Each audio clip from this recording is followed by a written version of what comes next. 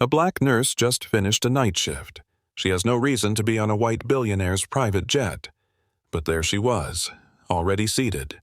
Elena raced through the airport terminal, her backpack slipping off one shoulder. The clock read 6:03. She missed the flight, missed even her breath. Miss Jenkins? She didn't think, just nodded. No check-in counters, no lines, just a hallway leading to a jet that felt like it belonged in a movie. She didn't dare sit. But her body gave out before her fear did. When she woke up, she wasn't in New Jersey anymore. She was in Paris. And sitting across from her was a man with cold eyes, a gray suit, legs crossed like he owned the world.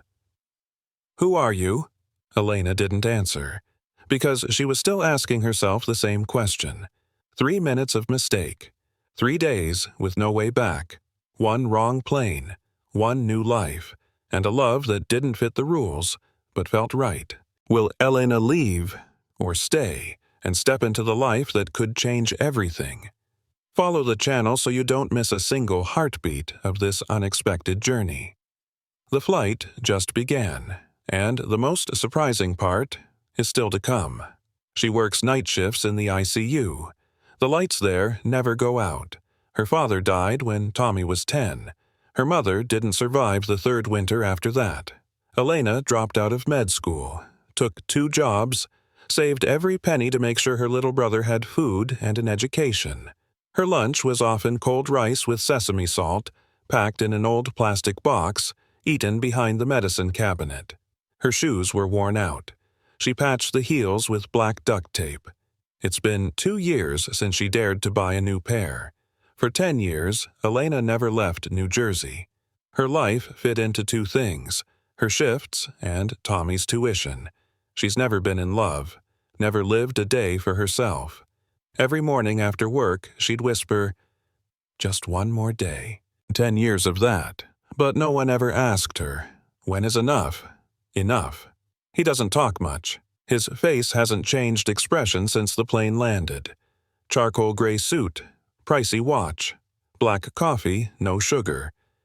Every gesture, on time, on beat, no excess.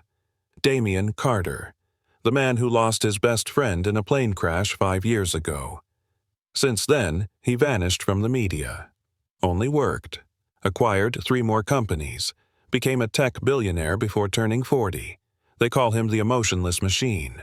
And yet, that day, he didn't call security, didn't throw Elena off his private jet. He just stared, as if trying to remember something, then turned away, said nothing. A man used to control let a stranger into his world. No reason, no warning. Elena stood at the bathroom sink, confused. No faucet, no handle. She waved her hand under the tap 3 times. Nothing. She froze at the mirror. Everything was too bright, too clean, not hers. The towels were folded like art. The perfumes lined up on the shelf had names she'd never heard. She looked at the silk pajamas left on the bed. Tags still attached. Softer than water, but she couldn't bring herself to wear them. Outside, a staff member knocked, set down breakfast with a smile, but scanned her from head to toe, like checking the price tag on the wrong item. Elena nodded, voice barely a whisper. She didn't know whether to walk out or crawl back into a dream. This world felt unreal, and her shoes were still just as old.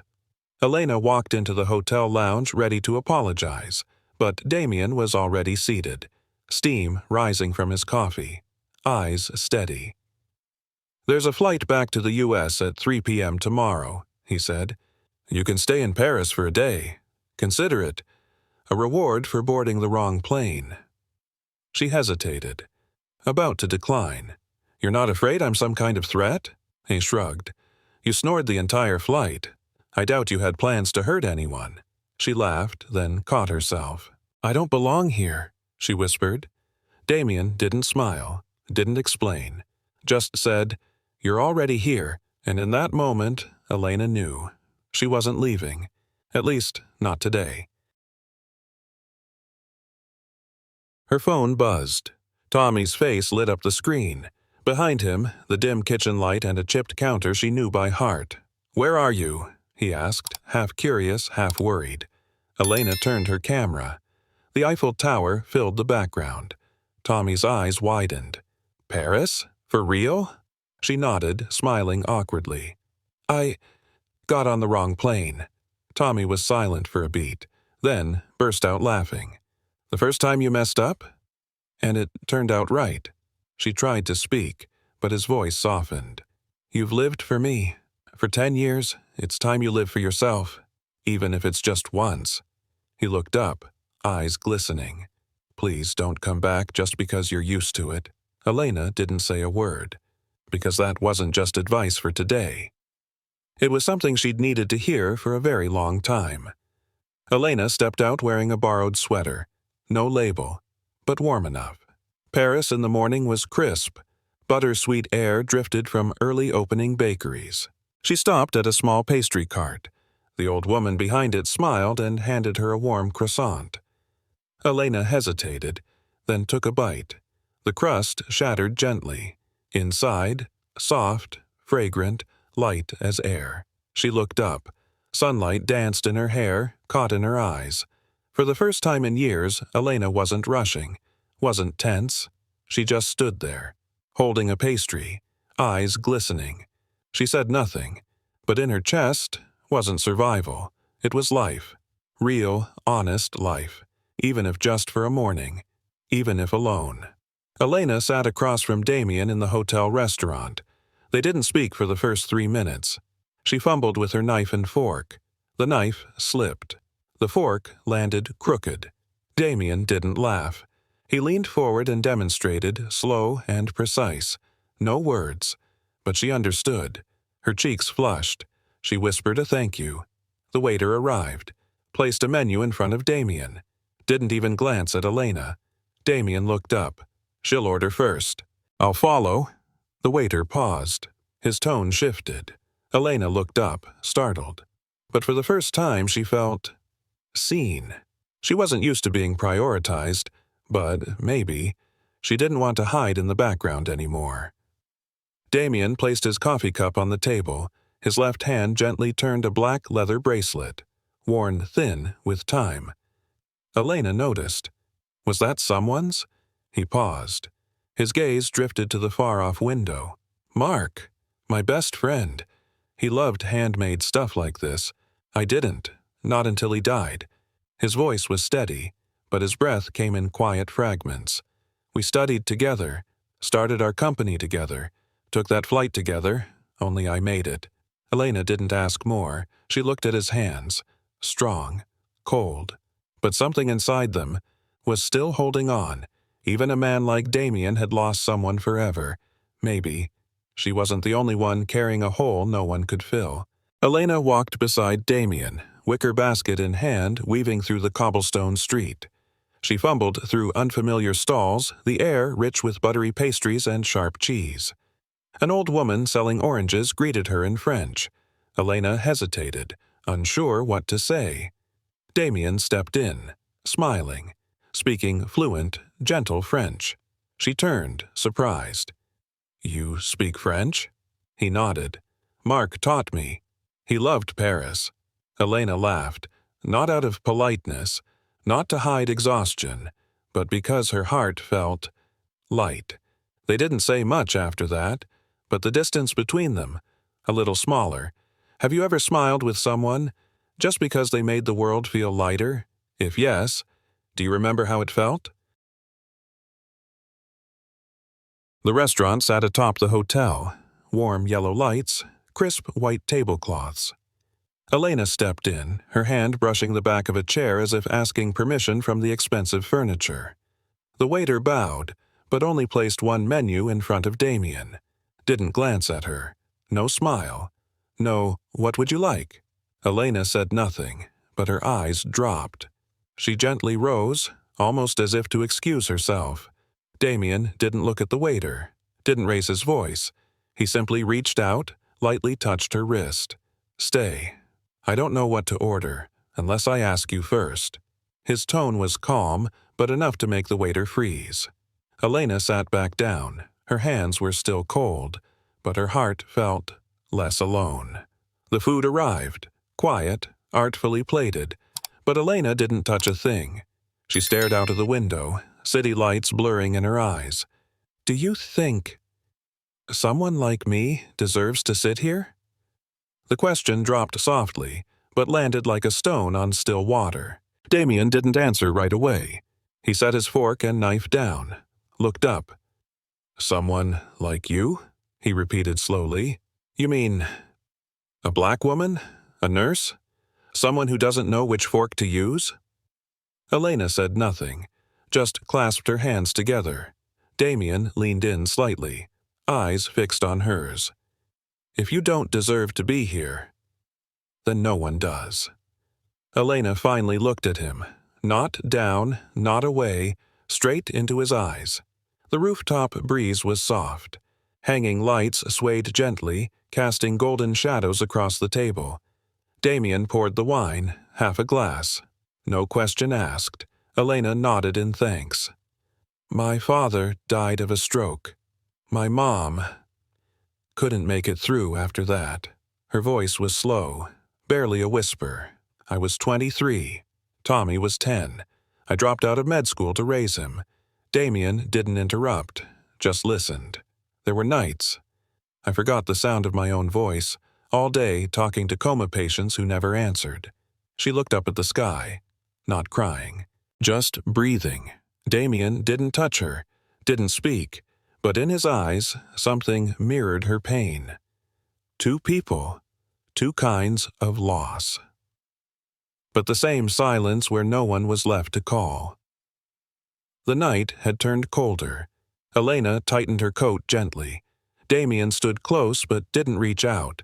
His eyes lingered on her cheek, like he was weighing a thought he couldn't say. Only a few steps separated them. She felt her heartbeat stumble. He leaned in, face tilted. Elena didn't move forward, but she didn't move away either. When their breaths met, she stepped back, soft but certain. "I don't want to be someone you remember for one night." Damien held her gaze for a long moment, then nodded. "I understand," he said, "and I can wait." Elena looked up, said nothing. Not because she didn't want to, but because in his eyes there was no pressure, only patience, real and quiet. Elena sat alone, the hotel room light casting a glow on her phone screen. She typed slowly, "Damien Carter." The results appeared instantly. Forbes portrait, billionaire under 40, owner of 3 tech empires, net worth over $12 billion. She exhaled. The screen felt distant. He'd never said his full name, never mentioned work, never gave anything away. She felt like a well-dressed experiment, a curiosity from someone too rich and too bored, wanting to see how an ordinary person fits into a gilded world. Elena locked the phone. Her old shoes still lay in the corner. She didn't belong in this room. Maybe. She never belonged in any of the moments they shared. Elena stood on the balcony.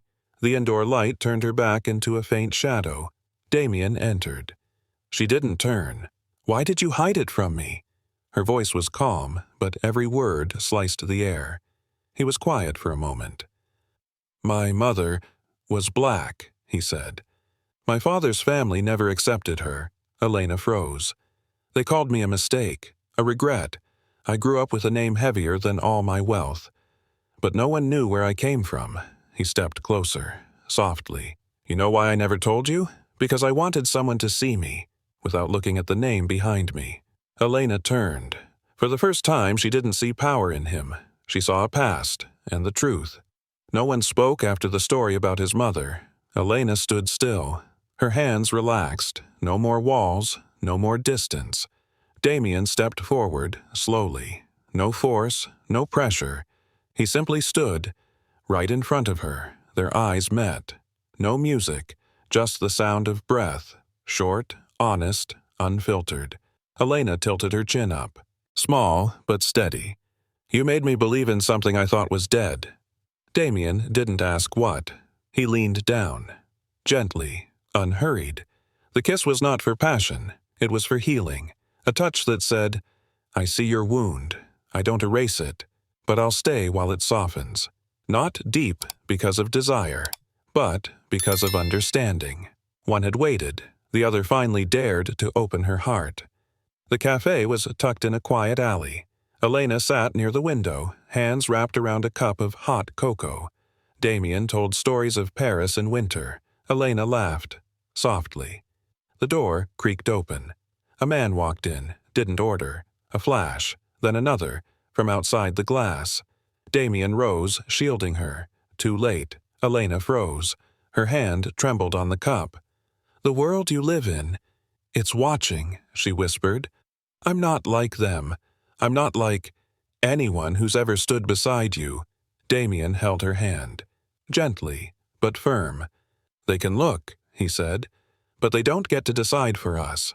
Elena said nothing, but inside, her heart skipped, not for him, but because the old fear had come knocking again. The room was softly lit by the fading afternoon. Elena packed her backpack, slowly, one item at a time. No crying, no drama, just the sound of a zipper. Small, but sharp enough to break a heart. Damien leaned against the doorway. He didn't come closer, didn't ask her to stay. His eyes stayed on her shoulder, but stopped at a distance no one could cross. Elena folded the sweater he'd once given her, tucked it carefully at the bottom of her bag. She turned, looked at him. No goodbye. Just one look, enough to say, "I remember, but I have to go." Damien nodded slightly. He didn't stop her, because sometimes the most loving thing you can do for someone is let them choose a path that doesn't include you. Elena sat on an airport bench, pale lights overhead, tears still wet on her face. Her phone buzzed. Tommy. She hesitated, then answered. "You're coming home?" His voice dropped. Elena nodded. She couldn't get a word out. "Are you okay?" She tried to smile, but her lips wouldn't cooperate. Tommy looked through the screen. His eyes were just like their father's, quiet, but seeing everything. "Do you really want to live the same life again?" A simple question, but it dropped her heart to the floor. Elena didn't answer. She just let the tears fall, and for the first time in years, she didn't hide them. Elena stood near the boarding gate, a ticket in her hand, an emptiness in her chest. She no longer checked her phone, no longer expected anything. Just as she turned to join the line, a familiar figure emerged from the crowd. Damien. Simple shirt, hair a little messy, breathing hard like he'd just run across all of Paris. He didn't say a word, just walked up, stood in front of her. No explanation, no anger. Then he reached out and held her, not tight, not forceful, just enough so she'd know. Even if she left, he'd still be here, still the safest place she ever belonged. Elena closed her eyes. No more questions in her heart.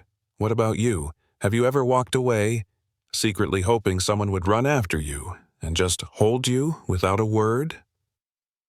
The car pulled up in front of a white-painted wooden gate wreathed with bougainvillea vines. No mansion, no guards, just a small, quiet house outside the city. Red-tiled roof, tall trees rustling by the porch. Damien opened the door. A compact kitchen, a dining table made for two. "This is where I live when no one's watching," he said. Elena stepped inside. The faint scent of old wood and toasted bread lingered in the air. She put her backpack down. No questions needed. Love doesn't always need to be loud. Sometimes it just needs a space quiet enough to be yourself. No grand foyer, no golden elevators, just a small place. And someone who doesn't need to prove anything to the world. Damien chopped vegetables, clumsily. Tomatoes squished in his hand. He held the knife wrong. Elena laughed softly, took the knife from him. "Give it here. You're about to murder dinner."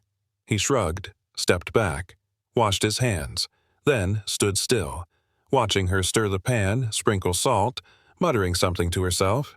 In that little kitchen, there was no private chef, no fancy menu, just an old radio playing soft jazz. She poured water.